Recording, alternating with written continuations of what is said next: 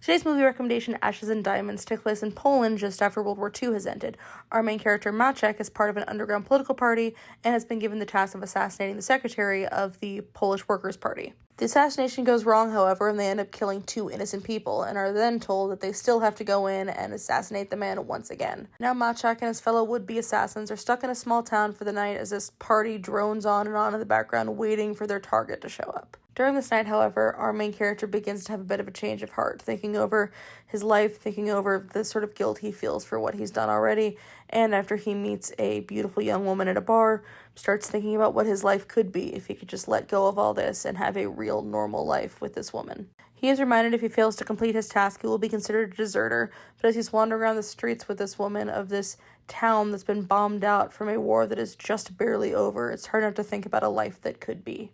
This film was made by famous Polish director Andrzej Wajda, whose name I hope I'm not butchering there. And this is actually the 3rd of his war trilogy, and I'm embarrassed to say I have not seen the other 2, though I plan to because, my goodness, this movie looks amazing. The cinematography here is really breathtaking.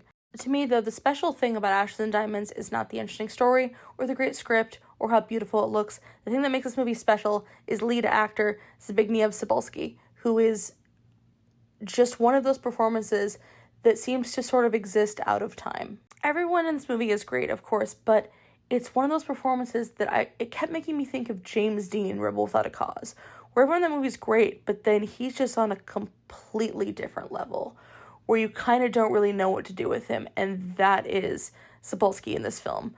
He exists sort of out of time with especially these glasses that are kind of anachronistic, but you don't really care.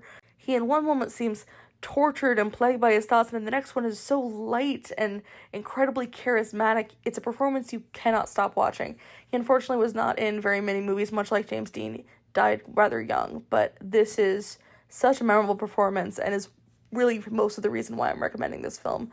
Please do yourself a favor and check it out. Popatrz, jakiś stary nagrobek.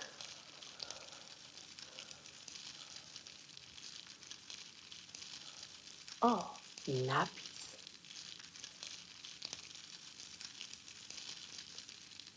Coraz to z ciebie jako z drzazgi smolnej wokoło lecą szmaty zapalone.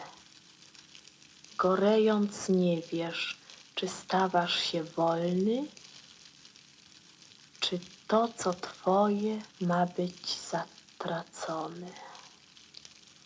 Czy popiół tylko zostanie i zamęt, czy idzie w przepaść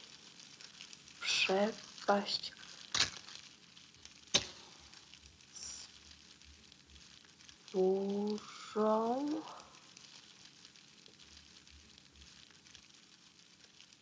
Coś strasznie niewyraźnie. Nic nie widać.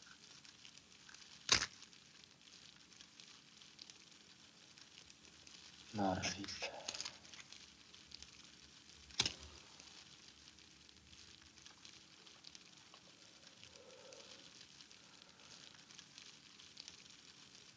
Czy na dnie popiołu zostanie gwiaździsty diament wiekuistego zwycięstwa zaranie? To ładne. Czy zostanie na dnie popiołu gwiaździsty diament?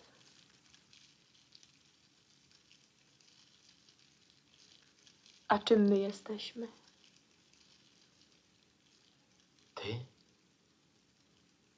Na pewno diamentem.